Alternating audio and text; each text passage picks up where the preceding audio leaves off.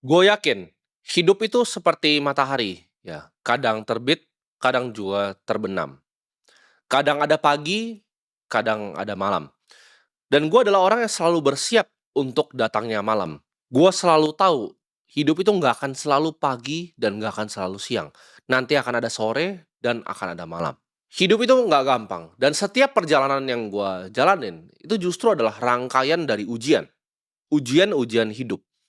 Hidup itu bukan datang ke taman berbunga, tapi hidup adalah peperangan. Peperangan yang lu harus waspada untuk lihat setiap hari. Hidup yang lu impikan, ya, hidup yang tanpa masalah di taman berbunga, itu gua kasih tahu itu bukanlah kehidupan yang real.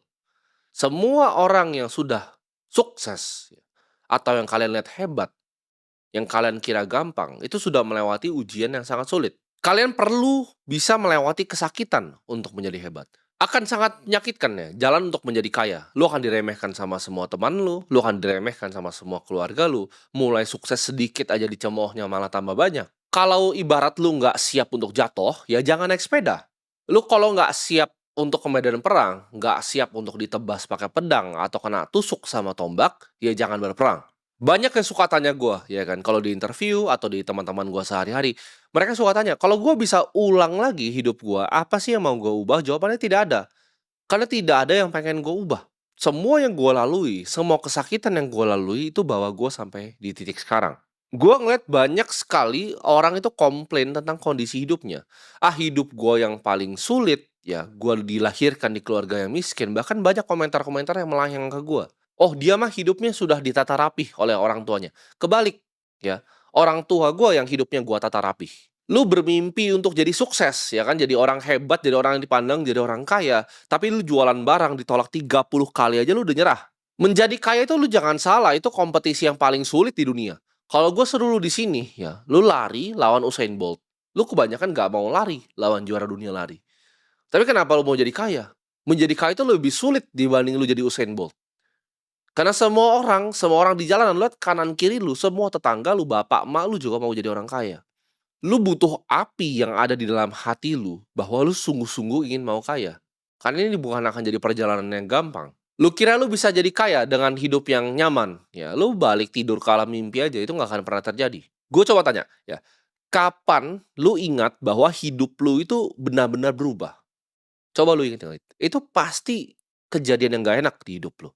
Orang itu ditempa justru ketika hidupnya ada kejadian yang tidak menyenangkan.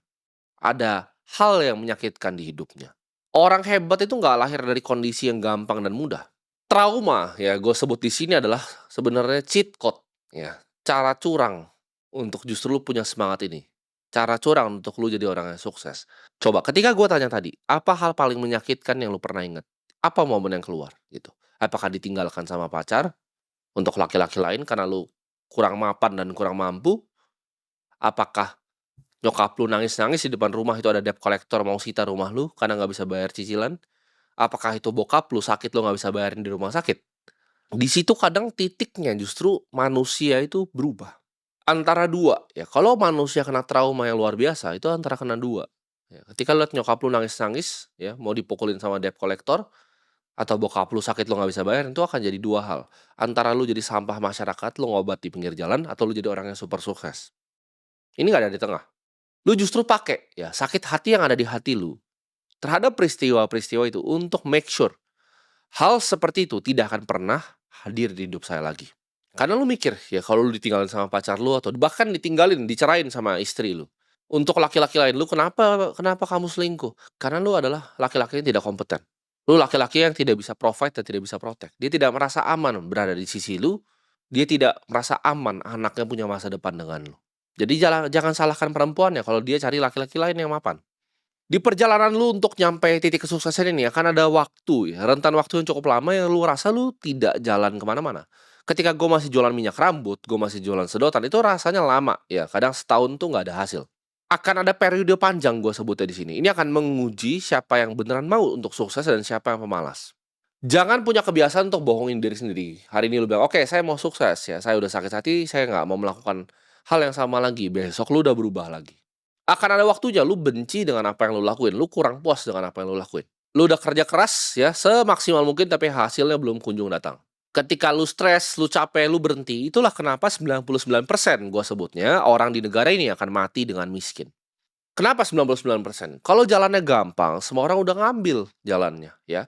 Ketika ada gunung, ada emas di atasnya, 100 orang yang naik, 90 itu udah nyerah di tengah-tengah, ya. Entah dia alasan kedinginan, dia alasan kenapa, ke sini, ke situ. 9-nya coba naik ke puncak yang paling atas yang udah licin sekali, lalu tergelincir jatuh.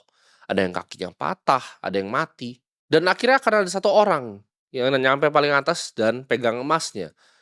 Kalau jalannya gampang, itu kayak cuman jalan di taman berbunga, jalan ke depan 100 orang jalan terus dapat emasnya 100-100-nya, apakah ada value emasnya? Jawabannya enggak. Emas itu ada value karena susah didapatkan. Ketika satu orang itu dapat semua emasnya, dia jadi raja. Itu dunia. Kalau lu biarin emosi itu mengontrol diri lu akan sama seperti orang lain. Ya ketika udah setengah naik gunungnya, "Ah males capek, ini." Lu alasan terus nanti jadinya. Alasan itu adalah kebohongan yang elegan. Lu harus bunuh yang namanya pecundang di dalam diri lu. Karena lu semua yang nonton ini, itu masih ada pecundang kecil yang bisikin terus. Dia orang tuanya kaya, males, begini, Ketika lu lihat artis ya, artis papan atas, yang kerja sudah puluhan tahun di TV, dibayar 50 juta jadi presenter, dibayar 100 juta, lu lihat dia, lu lihat hartanya triliun, lu bilang, cuci duit, gitu. Itu adalah setan yang ngomong tuh di kuping lu, lu pengen ketik begitu. Karena saking pecundangnya, ketika lu lihat keluarga lu miskin, lu nya juga miskin, lu diajari pakai cara-cara miskin, lu gampang sekali ya untuk tunjuk orang, "Oh ini dia mesin cuci," gitu. Padahal lu nggak lihat prosesnya 20 tahun gitu. Pelajari orang yang hidupnya lu mau contoh, lu mau naik gunung, ya lu pelajari orang yang bisa naik gunung. Masa lu mau naik gunung, lu belajar sama orang yang nggak pernah naik gunung? Hidup gua itu berubah paling banyak ketika gua stop dengerin, ya. Orang yang hidupnya misalnya dia nih, gua nggak mau jadi dia, ketika ada bacot keluar dari mulutnya, gua stop untuk dengerin. Tiba-tiba ya, mungkin selama 4, 5 tahun terakhir dunia itu jadi sunyi untuk gua. Gua nggak peduli mau orang suka sama gua atau enggak. Orang WhatsApp gua sekali, ya, gua akan lihat itu berdasarkan apa yang pengen gua bales. Lu WhatsApp gua sekali nggak gua bales, 2 kali gua archive, 3 kali gua blokir. Gua nggak peduli lu siapa. Karena gua di sini gua nggak butuh orang hidupnya. Gua hanya pengen asosiasiin diri gua dengan orang yang punya visi yang sama. Kalau visi lu nggak jelas, tidak ada tujuan yang sama yang mau kita achieve di hidup ini, ya gua nggak akan dengerin omongan lu. Dunia gua sekarang udah sepi. Gue cuma dengerin mungkin nggak nyampe 200 orang total semua di internet gitu kan. Dan mungkin di kehidupan nyata nggak lebih dari 11 orang yang gue pengen dengerin opininya. Gue nggak peduli. Kalau lu nggak bersiap, akan ada momennya di dunia ini lu akan jadi sampah yang ditinggalkan oleh masyarakat.